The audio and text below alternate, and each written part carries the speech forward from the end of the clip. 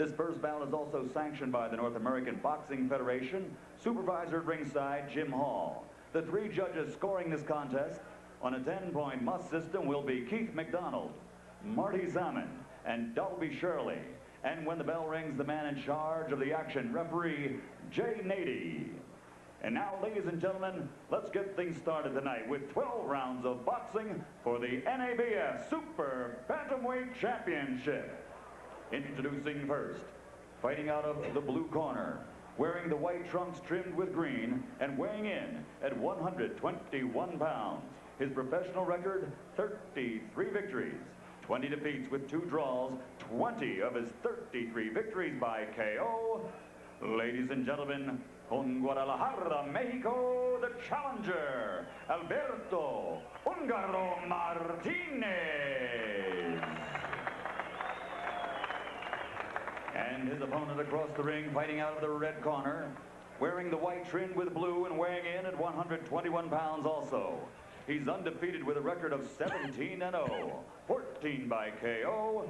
He is from Tijuana, Mexico. Ladies and gentlemen, the NABF Super Bantamweight Champion, Érik Terrible Morales.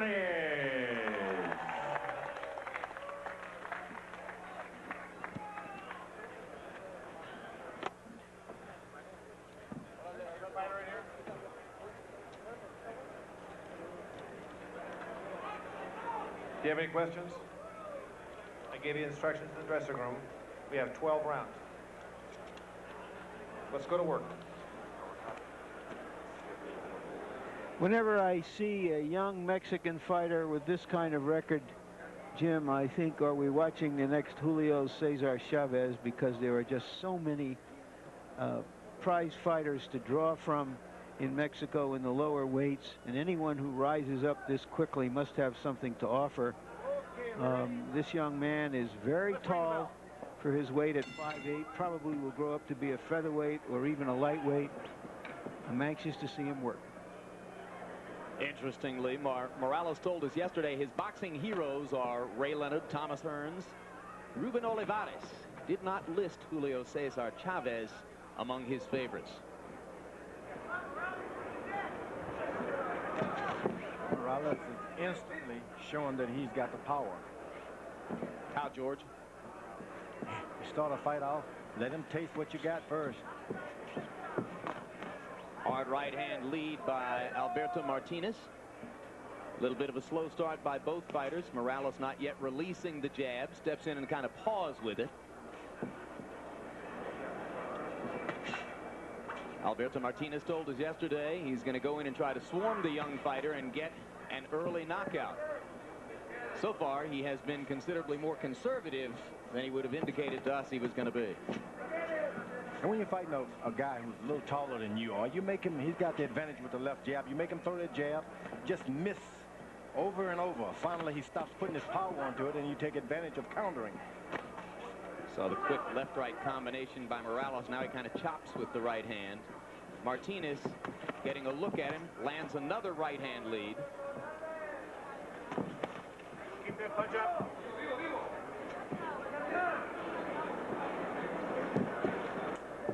Nady's warning was to Martinez as threw the first real body punch of the bout.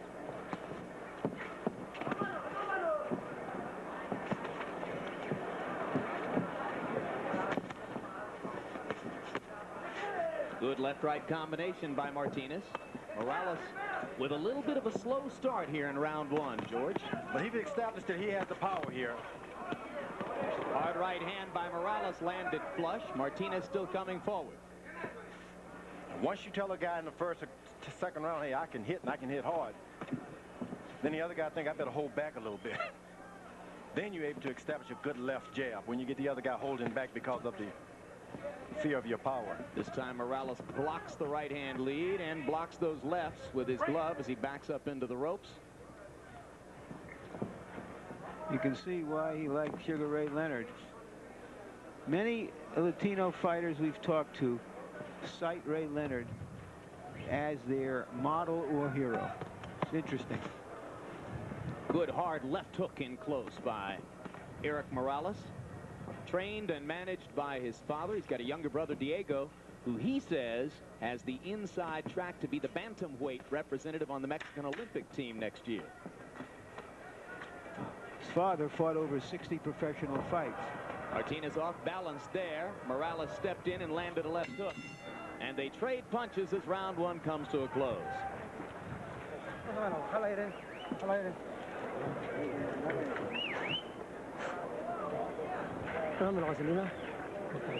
So 3 guys in here that you got to cut, man, okay?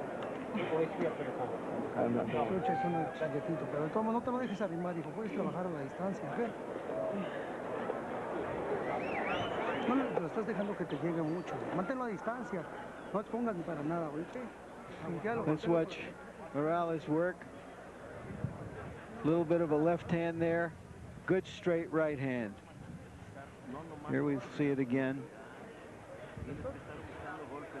But he's in against a good, tough club fighter who should give him some good, tough experience. Piensa que son golpes fuertes, ¿sí? O no nomás por tirar, mijo. Golpes fuertes. Morales told us yesterday he thinks of himself as a very good body puncher. Didn't go to the body much in round one. Let's see if he concentrates more on that in the second. Can he go to the body? He stands outside, George, and he's against a little guy with a little body. It's kind of hard to get body shots from out there. And you start going and miscalculate that body, you're going to end up being called for a lot of low blows. So he's going to have to be conservative with it for a while until he gets the other guy a little reluctant. 2 jabs land for Morales.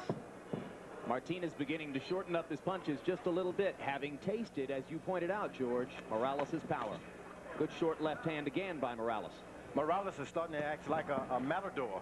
He jabs, and then he holds his position, let the other guy moves around as he jabs, keeping that right hand ready to deliver in the middle of the ropes, in the middle of the ring. On a couple of occasions, Morales has shown a good counter-punching ability.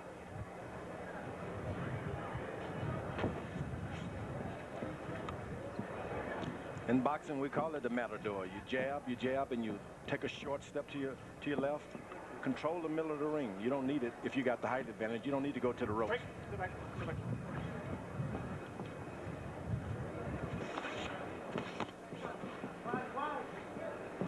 Martinez less effective in this round as he withdraws a little bit in the face of Morales' power. Morales, the first left jab right in the middle of the stomach. So he is a good body puncher. It takes a lot of nerve to jab to the body. You wouldn't want to make a habit of it, would you, George? Well, you see, once you start jabbing to the body, you got a tendency to bend your chin down, and the other guy can see it, and so the shorter opponent gets a shot at your head. So you got to do it and then go back and forget it.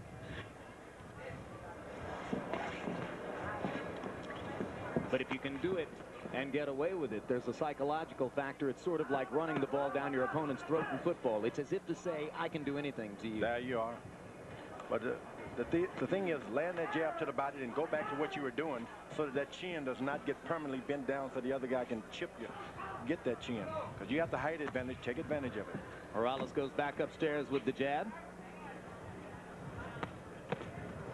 Now he turns that jab into a hook and lands it with good effect. Another good left hook inside by Morales, this time on a counter. Much quicker hands than Martinez, and that could ultimately tell the tale.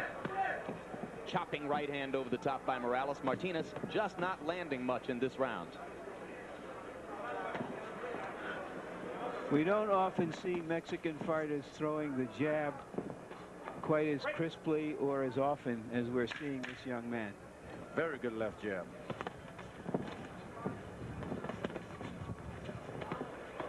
Hard right hand counter by Morales as Martinez was coming in, and Martinez winds up the round wobbly, almost down. It was like his parachute opened a little bit later than the punch landed. Él te va a dar trabajo 4 rounds nomás, mijo. 4 rounds es lo que te va a dar trabajo. No más de 4 rounds. Sí, te agarró con una oferta. Entonces, porque te estás aventando, por eso te agarró. Entonces, él nomás, dame grasa, él nada más te va a dar trabajo 4 rounds. No. All right, let's watch the end of the round there. That crisp uppercut. was a kind of improvised shot, and I think that it had that kind of delayed response from Martinez. He threw a couple of punches before he realized how hurt he was. Let's go. If it's Harold, punches, that's a knockout. Thank you, Mike.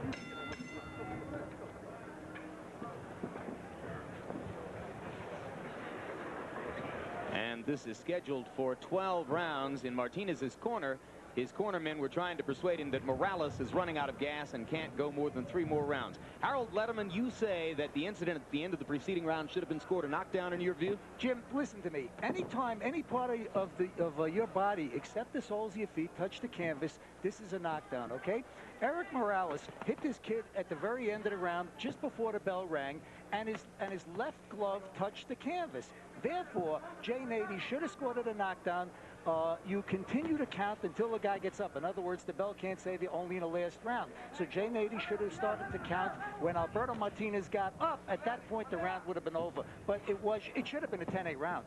So we have to assume that Nady didn't see the glove touch the canvas. I would say so. At any rate, no knockdown scored for Morales, but nevertheless, he appears well in control of the fight tactically as we move toward the midpoint of round 3. I'm sure that the referee can see the blood, however, on both fighters' trunks. I think it's coming from Martinez's nose. Martinez got the less of the reach, and he's fighting on the outside. I don't understand that. Right hand landed there for Morales. Go ahead, George. If you want to fight a guy like that, you got to stay on the inside. If you're not landing really effective punches, just stay there anyway. Good things can happen, but on the outside, you can only get clipped. Right hands, left hooks. Morales was able to double up inside with the left hook a couple of minutes ago. That's good-looking stuff. Very relaxed in there for a 19-year-old fighter, George. 19, is he? 19. They turned pro 3 years ago. 19 about a week ago. He is as cool as a cucumber. That's hard to imagine, 19 years old with that much savvy. Well, comes from a boxing family. As Larry pointed out, his father had 68 fights himself in Mexico. Now you see Martinez, he's there landing good shots. They're not hurting the guy, but you inside and he's not hitting you. So why move away? Right hand just missed for Morales. Hard right hand by Martinez. One of his better punches. Morales comes back with a counter right of his own. Now he can be good. He just got to stay in there throwing short shots. Don't stay on the outside. Martinez more aggressive again now as round 3 comes to a close.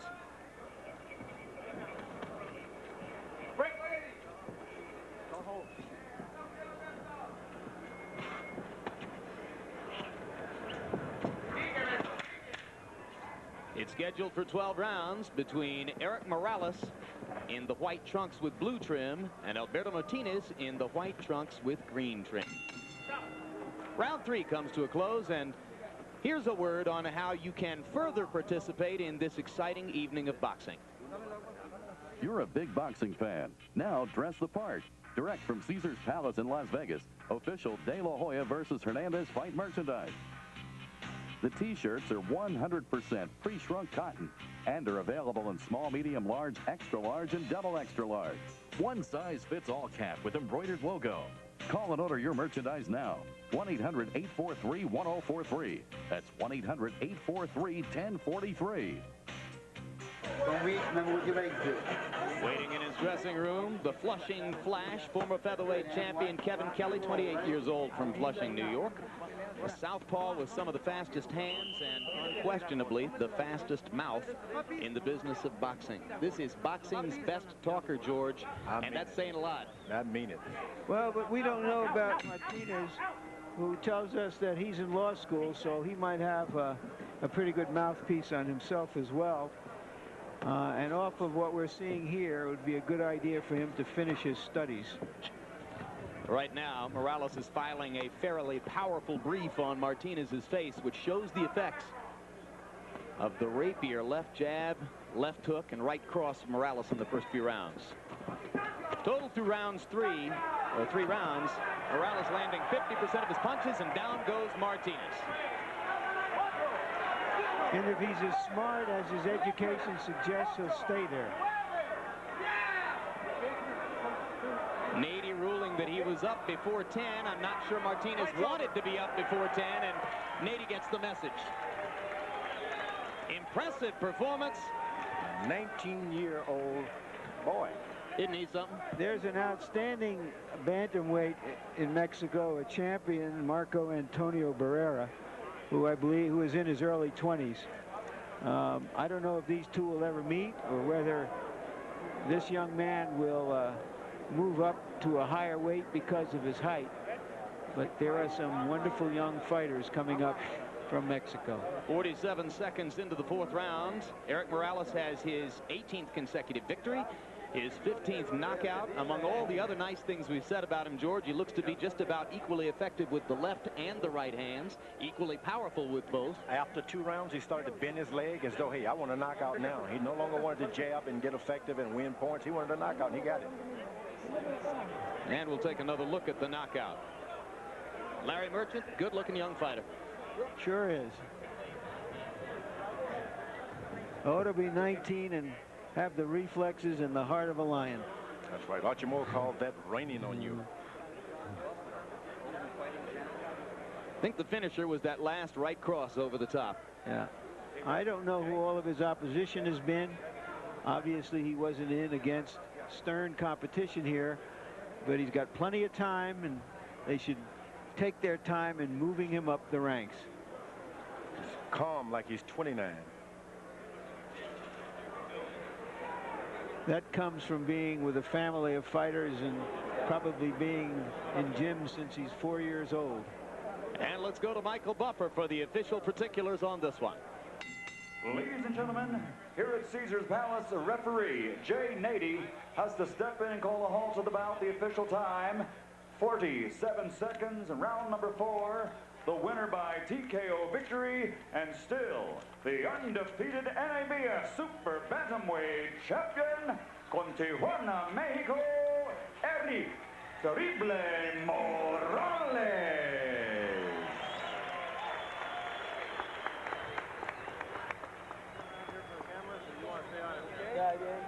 Well, it'll be interesting to see when we see Morales again as he begins to emerge from Tijuana into the larger world of international boxing. Final punch stat numbers will reflect